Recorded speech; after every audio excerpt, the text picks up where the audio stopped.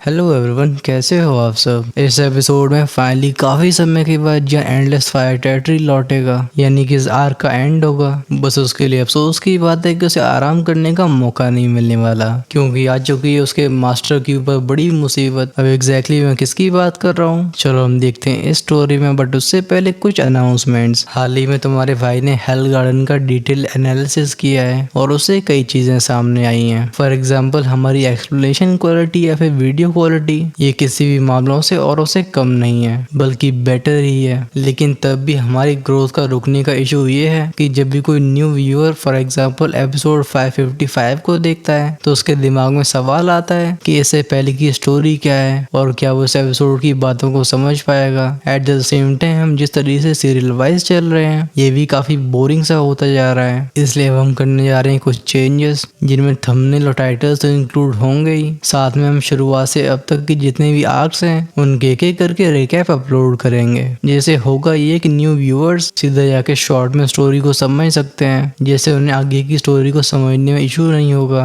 उदाहरण के लिए जैसे हमारा ये वाला आर्क, अब जो मान लो कोई समय के वाले चैनल पे आ रहा है, उसने थर्ड होली फ्लेम वाला आर्क देखा नहीं होगा, तो उसकी हेल्प करने वाली वो रिकैप वीडियोस। फिर हम चैनल में कुछ वैरायटी भी लाने वाले हैं, for example Holi flames ranking या टॉप 5 एनिमीज की लिस्ट। हम कुछ और स्टोरीज पे भी ध्यान डालेंगे। एट द सेम टाइम हमारा दूसरा चैनल जिसका नाम है एनिमे गार्डन, हम वहाँ पे अभी रिलीज हो रहे डोंगो एपिसोड्स को अच्छे से एनालाइज करना शुरू करेंगे, जैसे हम और भी अच्छी अच्छी स्टोरीज को जान सकें। बस इसमें आप सब का रोल ये है कि आपको थोड़ा कोऑपरेट करना होगा। ऐसा भी हो सकता है कि हम हफ्ते में एक बार गैप लें, लेकिन उसमें भी कुछ ना कुछ जरूर आएगा। बाकी आपके पास कोई भी सजेशन हो तो कमेंट्स में लिख के जरूर बताना। अब चलो करते हैं इस एपिसोड की शुरुआत। पिछले पार्ट के एंड में वो दोनों इविल गॉड्स ग्रेट 1000 पैलेस के ऊपर एक ह्यूज कैलेमिटी को लॉन्च कर चुके थे। शुरुआत होती है वहां से जहाँ पे 7 डीमन किंग्स उन 4 हाफ इविल गॉड से फियर्सली फाइट कर रहे होते हैं। पीछे हवा में बस डेप्यूटी पैलेस लॉर्ड चिंगचेंग और जियान के फिगर रह जाते हैं। अपनी पेन सोल परसेप्शन से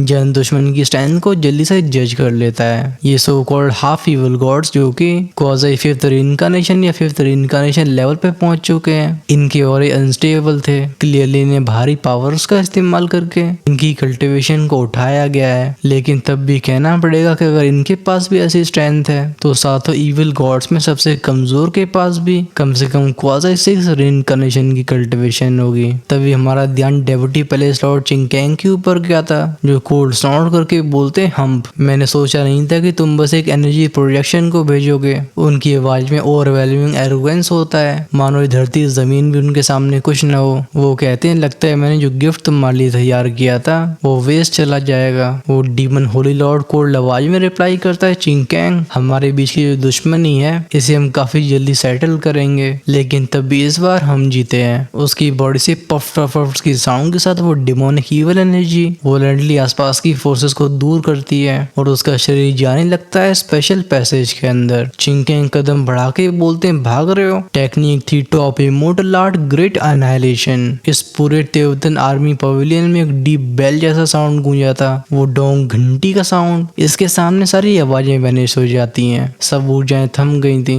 जैसे दुनिया ने सांस रोक लियो। फिर चिंगचेंग के सर के ऊपर का वर्ड चरमराता है, एक इनॉर्मस आर्म जिसपे ब्लेजिंग फ्लेम पैटर्न्स दिखाई दे रहे थे वो डिवाइन जजमेंट की तरह नीचे आती है। इसकी बस एक स्ट्राइक में एक हाफ इविल गॉड ये इंस्टेंटली ऑब्लिटरेट हो गया था। वहीं पे बचे रह जाने वाले तीनों को पहुंचती हैं गहरी चोटें, ये खून उगलते फुटबॉल बन जाते हैं। अब सबको समझ में आ रहा था कि चिंगचेंग को ग्रेट 1000 पैलेस का डेप्यूटी पैलेस मास्टर क्यों बनाया गया। उस कोलैप्सिंग पैसेज में से गूंजती है सोली डीमन लॉर्ड की आवाज जो कहता है एज एक्सपेक्टेड, लेकिन चिंगचेंग मेरा मिशन कंप्लीट हो गया। जब हम दोबारा मिलेंगे तो क्या तुम तभी इस दुनिया को प्रोटेक्ट कर पाओगे। इसी क्रिटिकल मोमेंट में 4th इविल गॉड का प्रोजेक्शन ये रिलीज करता है एक अनंत ब्लैक लाइट को, फिर बूम के साउंड के साथ ये डेटोनेट हो जाता है। वो एनर्जी फ्लक्चुएशंस इतनी डरावनी होती हैं कि आसमान से नीचे आने वाला वो अटैक ये बस इसे रोकने में सफल रहा था। उस क्रॉस स्पेस पैसेज को कोई नुकसान नहीं पहुंचता। इस पूरे पवेलियन में घोंसली आवाजें गूंज रही थी,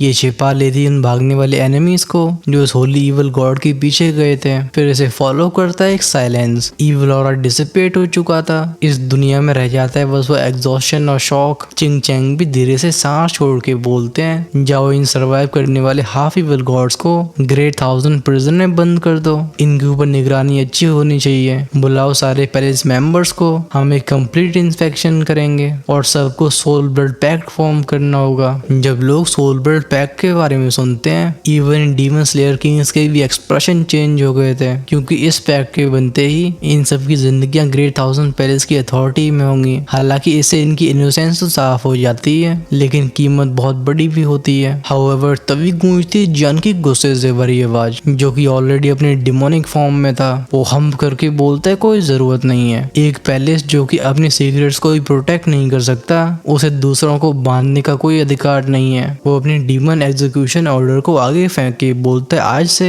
इस जूनियर का ग्रेट थाउजेंड पैलेस से कोई लेना देना नहीं होगा। ये सब सुनने के बाद भी डेप्यूटी पैलेस लॉर्ड चिंगकैंग किसी भी तरीके का आर्ग्यू नहीं करते, वो बस साय करते हैं। आज ये जो इंसिडेंट हुआ है वो सच में पैलेस की गलती है। हालांकि उन्हें घुसपैठ का शक था, लेकिन कभी इमेजिन नहीं किया था कि इसका टारगेट होगा शाओ क्लैन, पहले ग्रेट वॉर के हीरोज, और अब उनका रेस्टिंग प्लेस एक्सपोज हो चुका है। चिंगकैंग गहरी सांस भर के बोलते हैं जैसे तुम्हारी मर्जी, लेकिन तुम्हें अगर कभी भी जरूरत पड़े तो बिना हेजिटेशन के बोलना। इस बार ये फॉल्ट हमारे साथ है, लेकिन तब भी हमारा great thousand palace front lines में खड़ा होगा। जब जिया ने विड्रॉ किया था तो फिर एक एक करके और भी डीमन किंग्स बोलने लगते हैं। सोर्ड डोमेन मास्टर कहते हैं लगता है मेरी तलवार की धार भी पहले ऐसी शार्प नहीं है, इसलिए अब रिटायरमेंट का टाइम आ चुका। तो कोई अपने हाथों को देख के बोलता है लगता है मेरी इनफेस को आराम देने का समय है। इस तरीके से विड्रॉ कर लेते हैं 6 डीमन किंग्स। पीछे लैंग ल्यूचन और एल्डर कुन रह गए थे। ये अच्छे से जानते थे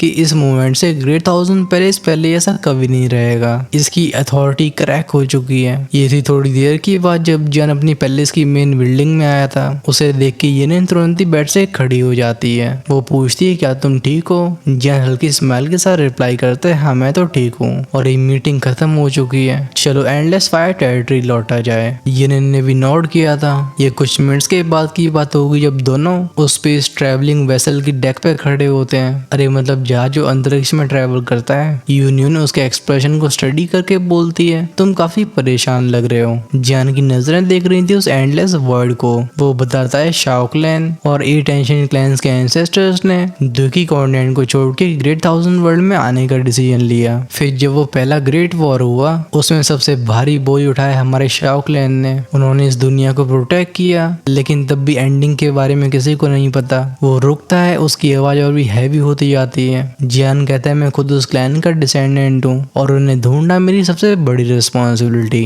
आज उन इविल गॉड्स ने उस लोकेशन को ढूंढ लिया है जहाँ हमारे एंसेस्टर सो रहे हैं। मुझे लगता है बहुत जल्दी अंडरवर्ल्ड खतरे में आने वाला है। सुन के येनिन उसके पास आके बोलती अंडरवर्ल्ड, तो फिर अपने हाथ को उठा के उसके बालों को सहलाने लगी थी। जियान नोट करके बोलता है हाँ वो सबसे मिस्टीरियस रियल में। इवन वो पीक एक्सपर्ट्स भी इसके बारे में बहुत कम बोलते हैं। ये सुन के येनिन कुछ समय तक शांत रहती है, फिर वो रिप्लाई करती है वेल ऐसा होना जरूरी नहीं है कि पूरी तरह से खराब हो। अभी एटलीस्ट हमें ये तो पता है कि वो है कहाँ पे। जब समय आएगा तो हम उस लोकेशन में साथ में जाएंगे, चिंता मत करो मैं हमेशा तुम्हारे साथ रहूंगी। उसका बोलने का लहजा बिल्कुल स्थिर था जैसे तूफान के बीच में शांत पानी। ये जियान की टेंशन को थोड़ा कम कर देता है। वो उसकी तरफ सर झुका के बोलता है यूनियन थैंक यू। मिलती है दोनों की आंखें, फिर बिना किसी वार्निंग के इनकी लिप्स भी टच करते हैं। ये स्पेस टाइम वेसल इन सितारों की सैर करता रहा था। उस जहाज की शांति से भरी डेक पे सुनाई देती कुछ फुसफुसाने की आवाजें, जैसे एक मोमेंट के लिए आने वाली कैटास्ट्रॉफी को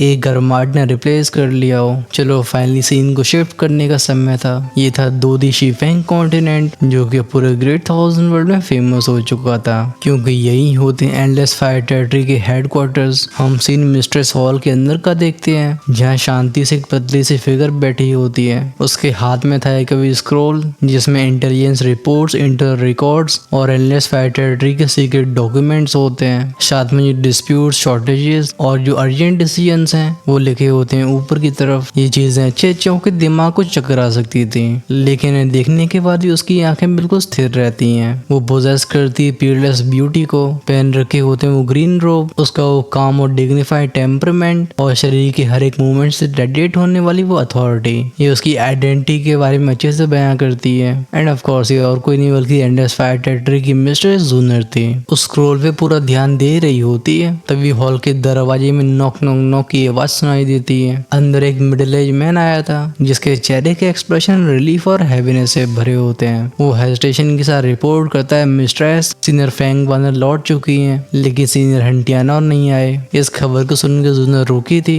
स्क्रॉल को वापस से सामने की टेबल पर रख के उसकी ब्यूटीफुल आंखें नैरो हो जाती हैं। वो पूछती है क्या हंटियाना जिंदा नहीं है? दूधी कॉन्टिनेंट का सोल क्लैन ये दुकी कॉन्टिनेंट के सोल क्लैन से बहुत अलग था, एटलीस्ट ऊपर से तो ऐसा ही लगता है। इसका एक कारण था कि एंडलेस फायर टेरिटरी ने उन सातों एंशिएंट क्लैंस को अपने अंदर इंटीग्रेट कर लिया होता है। लेकिन तब भी जब बात होती हंटियानाओ की, तो चाहे म्यूइंग हो या फिर जूनर, दोनों को इसके बारे में कुछ अनयूजुअल महसूस होता था। हालांकि जियान ने उसके बारे में काफी कम बात की है, लेकिन वो वुमनली इंस्टिंक्ट्स और होली फ्लेम की इंट्यूशंस ये ने बता रही थी कि बंदा बिल्कुल सिंपल नहीं है। जूनर हल्की टोन में पूछती है क्या हुआ, तभी हॉल में गूंजती एक स्विच की साउंड। न जाने कब एक एल्डरली वुमन का फिगर अपीयर हुआ था। ये और कोई नहीं बल्कि फैंग वानर थी। जूनर फटाफट से अपनी सीट से खड़ी होकर बोलती सीनियर। अभी फैंग वानर के एक्सप्रेशंस कॉम्प्लिकेटेड होते हैं। वो कहती है मिस्ट्रेस जूनर, जब हम ड्रैगन क्लैन से क्रूशियल इन्फॉर्मेशन को वापस लेके आ रहे थे तो मुझे प्रोटेक्ट करते हुए हंटियाना ने खुद को सेक्रीफाइस कर दिया। वो स्पेस टाइम स्टॉर्म में गिर गया।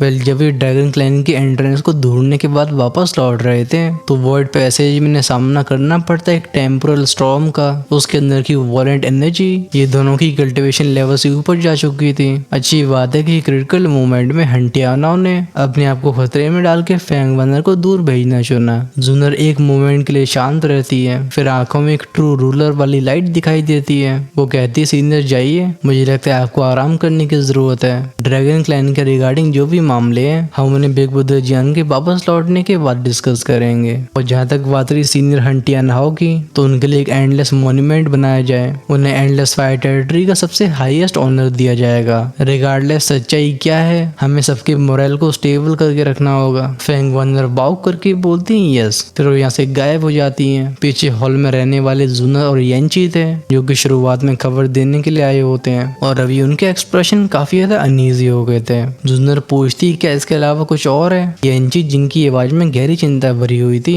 वो एक्सप्लेन करते हैं कि मिस्ट्रेस हाल ही में कई अजीब इंसिडेंट्स हुए हैं। वेल म्यूफन और शाओजीफन की फैमिलीज ये हमेशा गोस्ट वर्ल्ड से कांटेक्ट में रही हैं, बट पिछले एक महीने से इनकी सारी कम्युनिकेशंस को तोड़ दिया गया है। जूनर पेनीटोन में पूछती है क्या, और वो स्पेस टाइम वर्म होल। येंची रिप्लाई करते हैं उनके अंदर कोई नहीं आ सकता। जब हमने फोर्सफुली अंदर जाने की कोशिश की तो एक अननोन फोर्स हमें रिपेल कर देती है। इस न्यूज को सुनकर जूनर की इंस्टिंक्ट कहती है कुछ बुरा हुआ है। उसका दिल टाइट हो गया था। वो तुरंत ही ऑर्डर पास करती है कि जब म्यूफंग और सीनियर शाओजीफन की फैमिली को तुरंत बुलाया जाए, मैं उन्हें इमीडिएटली देखना चाहती हूँ। अभी जियान बाहर था और म्यूइंग काइलिन ये दोनों होते हैं सिक्लूजन में। पूरी एंडलेस फायर टेरिटरी की जिम्मेदारी उसके कंधों पे होती है। जूनर यहाँ पे कोई गलती अलाउ नहीं कर सकती थी, लेकिन जस्ट येंची पीछे की तरफ मुड़े होते हैं तभी वर्ड में से एक जानी पहचानी हंसने की आवाज बाहर आती है। वो वॉइस कहती ओ आखिर क्या चीज है जो मेरे जूनर को इतना एंशियस कर रही है? मिस्ट्रेस हॉल के अंदर स्पेशल पैसेज खुला था,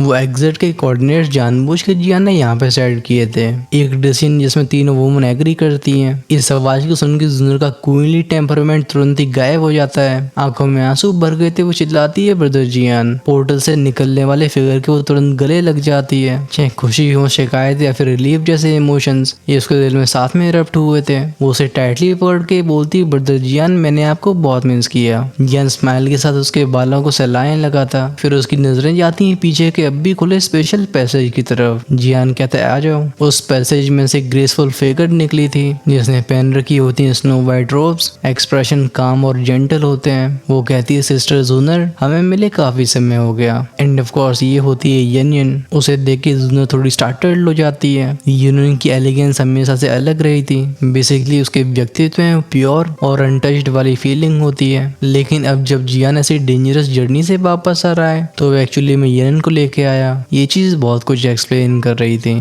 जूनर का अचानक से खुद से अलग होना ये जियान को हेल्पलेस फील करवाता है। लेकिन इससे पहले वो कुछ बोल पाता जूनर स्माइल करती है। वो हाथ आगे बढ़ा के बोलती sister union welcome to the endless fire fire territory, चलो मैं आपको इस रियलम को दिखाने ले चलती हूँ। ये दोनों ही फीमेल्स बाहों में बाहें डाल के जियान की नजरों के सामने से डिसअपियर हो जाती हैं। वो बस पलकें चिपकाता रह गया था। फाइनली वो ही करके बोलता है जूनियर सच में दयावान है। लेकिन तभी बिना किसी वार्निंग के वर्ड में से बूम के साउंड से गोल्डन फ्लेम का क्लस्टर जियान की तरफ ब्लास्ट होता है। हॉल में फैलता है धुआं और फिर हमें वो रिजेंटफुल आवाज सुनाई देती है जो कहती है ब्रदर जियान आप सच में होपलेस हो। अब जियान ऑकवर्डली खांस ही सकता था। वो जानता था कि इस अटैक को रेस्ट करना अलाउड नहीं है, लेकिन तब भी उसके चेहरे पे हल्की सी स्माइल आती है। अगर ये उसकी चारों वुमन साथ में रह सकती हैं फिर उसकी इस जिंदगी में कोई रिग्रेट नहीं बचे।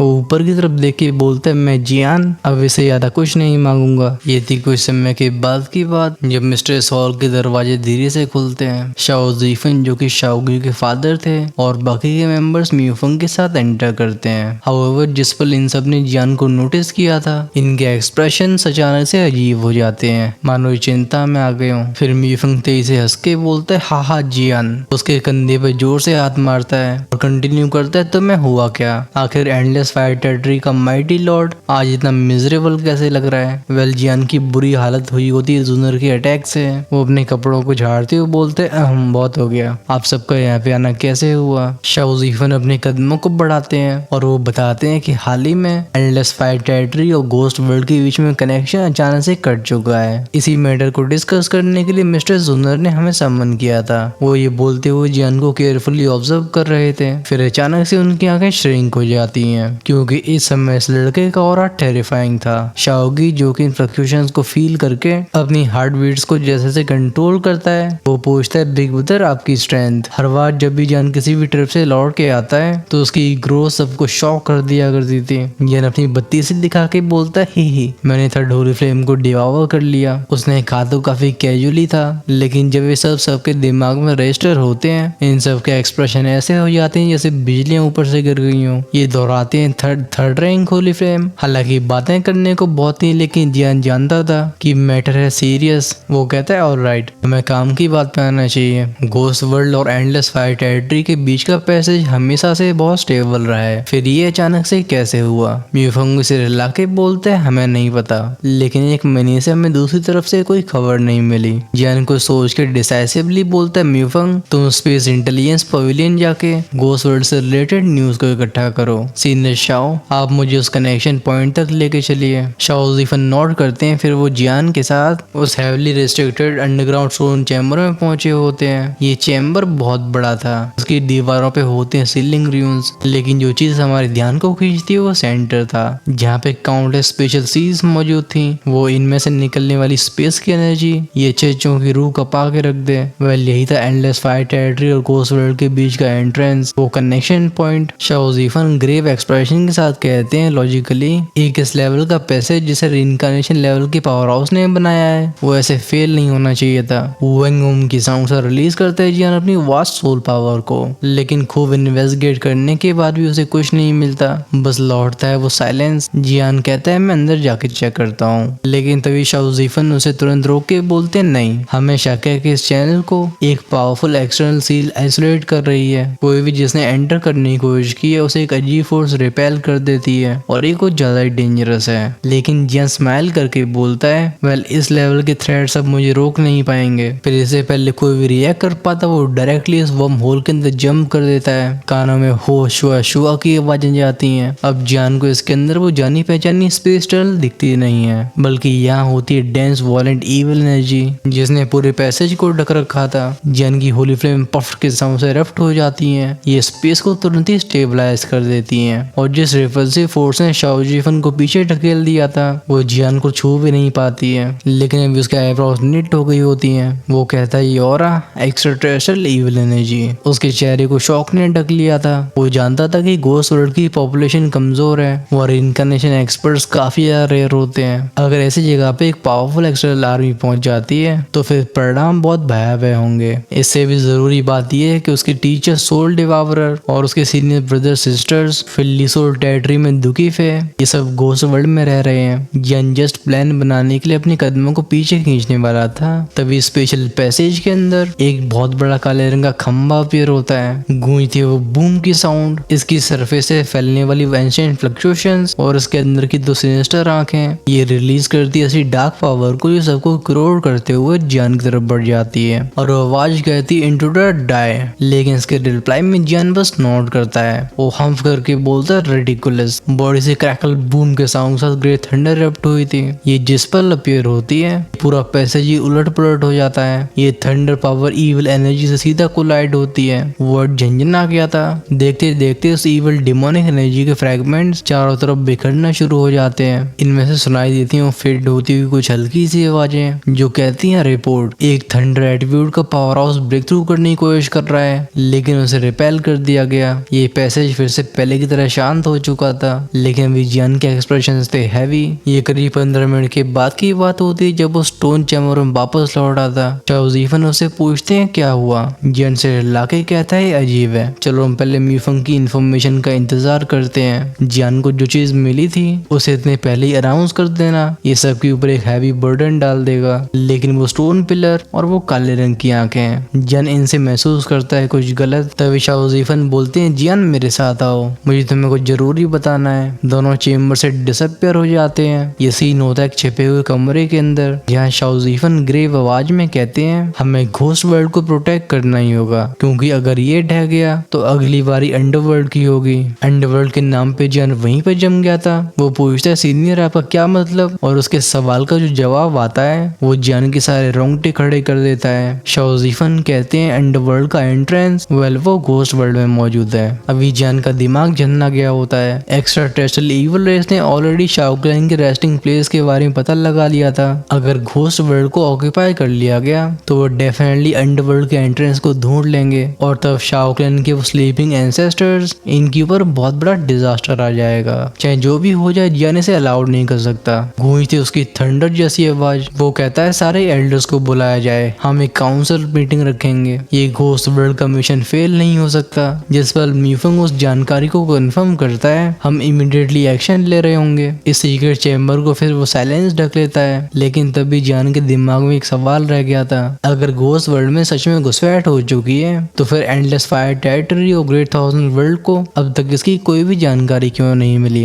एंडलेस फायर टेरिटरी को म्यूइंग की फ्लेम्स लगातार प्रोटेक्ट करती हैं। ये सीक्रेट फ्लेम्स बनाती हैं एक ब्लेजिंग बैरियर को जिसने हेडक्वार्टर्स को कम्प्लीटली ढक रखा था। ये इस पूरे रीजन को बना देती है ट्रू डोमेन ऑफ फायर। उन होली फ्लेम्स की प्योरिटी डरावनी थी। जब तक किसी के पास एक हाफ इवल गॉड लेवल की स्ट्रेंथ नहीं होती म्यूइंग के परसेप्शन से बच के अंदर आना इम्पॉसिबल है, और तभी उसे गार्ड करने वाली हाई ऑफिशियल्स का सामना करना होगा। लेकिन जो ग्रेट थाउजेंड पैलेस के अंदर हुआ उसकी जब जानकारी लीक होती है तो एंडलेस फायर टेरिटरी ऐसी जगह बन जाती है जिसका सहारा दुनिया भर के एक्सपर्ट्स लेना चाहते थे। उस स्पेशल पैसेज की अच्छे से तहकीकात करने के बाद भी जियान और बाकियों ने कोई जल्दबाजी में कदम नहीं उठाए, क्योंकि उसमें ब्लाइंडली एंटर करना बस एनिमी को अलर्ट कर देगा। इसलिए टेम्परेरी एंडलेस फायर टेरिटरी में रहते हैं। 1 2 3 4 कई घंटे गुजर जाते हैं। फिर म्यूफंग जल्दी से लौटा था। ये बात साफ थी कि जियान के इंस्ट्रक्शंस ने कुछ रिजल्ट्स तो निकाले ही होते हैं। उसके बाद ही जूनर, येनिन और म्यूइंग भी आ जाते हैं। आई मीन जूनर और येनिन तो साथ में थे,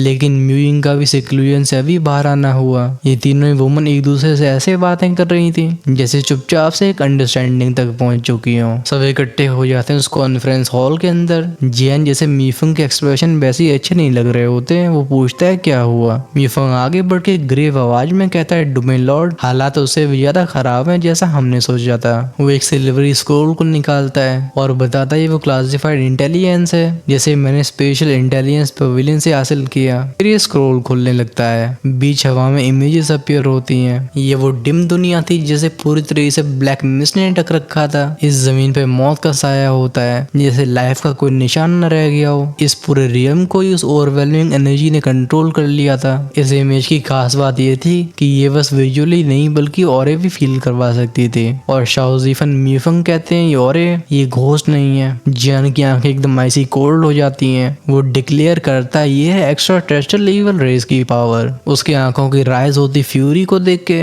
तीनों वुमन साथ में कहती हैं जियान खुद एंडलेस फायर टेरिटरी के लॉर्ड होने की वजह से जियान के इमोशन पूरी फोर्स को अफेक्ट करते थे। म्यूफंग कहता है लगता है घोस्ट वर्ल्ड में उस 7th इविल गॉड की आर्मी इन्वेड कर चुकी है, और एक घुसपैठ लगता है तब शुरू हुई थी जब डोमेन लॉर्ड थर्ड ओरिफ्लेम के मैंशन के अंदर गए थे। हॉल में मौजूद सबके दिल में गहरी चिल फैल जाती है। लोग कहते हैं क्या घोस्ट वर्ल्ड में 2 2 साल पहले से फाइट चल रही है। बट मीफंग से हिला के बोलता है नहीं 2 साल नहीं, बस कुछ महीने। जब इन क्राइसिस की शुरुआत हुई तो घोस्ट वर्ल्ड के कुछ हाई लेवल एक्सपर्ट्स ने स्पेस और टाइम को डिस्टॉर्ट कर दिया था, जिसकी वजह से टाइम फ्लो क्योटिक हो गया और स्पेशल इंटेलिजेंस बिल्डिंग ने इसके बारे में पता लगा लिया। सब चुपचाप से फिर जियान को देखते हैं। जूनर कहती है बिग ब्रदर जियान आप डोमेन लॉर्ड हो और हम आपके डिसीजन को फॉलो करेंगे। तीनों वुमन साथ में नोट करती हैं। जियान की नजरें हो गई थी बिल्कुल तीखी। वो कमांड पास करता है जूनर एंडलेस फायर टेरिटरी की 1/3 फोर्सेस को तैयार करो, हम घोस्ट वर्ल्ड की मदद के लिए जाएंगे। ये सुन के म्यूजिक भौं से गोड़ के बोलती बस 1/3, लगता है ये काफी नहीं होगा। जन का आवाज में आगे कहता है मैं पब्लिकली ये भी अनाउंस करूंगा कि मेरे 9th रैंक एल्केमिस्ट की कैपेसिटी में कोई भी जो इस वॉर में पार्टिसिपेट करेगा, फिर चाहे हार हो या फिर जीत, उसे एक 7 से 9th ग्रेड की बिल को रिफाइन करवाने का मौका मिलेगा।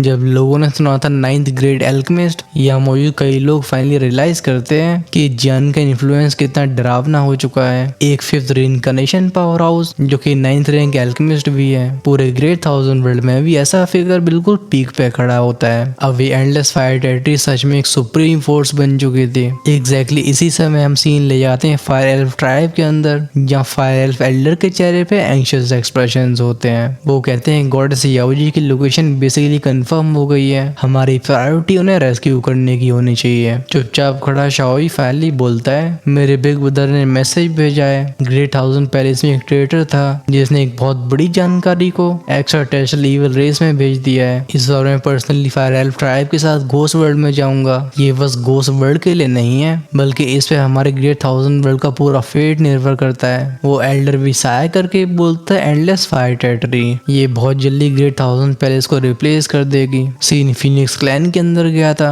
वो क्रिस्टल जो कि आसमान में फ्लोट कर रहा होता है, अब ये पिघलती हुई बर्फ की तरह लगता है। इसमें से बहते हैं वो फायरी फिनिक्स फेदर्स, मानो इस फिनिक्स आइलैंड में एक एंशिएंट बीइंग जागने वाला हो। बेसिकली यहाँ पे एक नहीं बल्कि कई ऑब्सक्योर औरतें थे जो कि निर्वाणा ट्रांसफॉर्मेशन से गुजर रहे होते हैं। वो बजिंग की साउंड और राइज होती है इनकी स्ट्रेंथ। इनमें से कई तो अभी के जियान के लेवल से भी ऊपर थे। फिर सीन डीमन वर्ल्ड का दिखाया जाता है। आसान नशा वो बैम की आवाज के साथ एक हैवी डिमोनिक और राइज हुआ था और एक आवाज कहती है डीमन एम्परर घोस्ट वर्ल्ड में घुसपैठ कर दी गई है, क्या हम इंटरवीन करें? लेकिन डीमन एम्पर से हिला के बोलते हैं घोस्ट वर्ल्ड ऑलरेडी 10 टेम्पल यामा और कई एंशिएंट क्लैंस की सपोर्ट ले रहा है। हमारी प्रायोरिटी दूसरी होनी चाहिए, हमें अंडरवर्ल्ड जाने की चाबी ढूंढनी है। अंडरवर्ल्ड कुछ ज्यादा ही अजीब है, बिना चाबी के इवन मैं भी वहां नहीं जा सकता। उनकी आंखों में गहरी चिंता दिख रही थी। फिर हम सीन ले जाते हैं इमोर्टल रियल में, जो कि अब हेवली रियल बन चुका था क्योंकि कुछ सालों पहले आने वाली कैटेस्ट्रॉफी की वजह से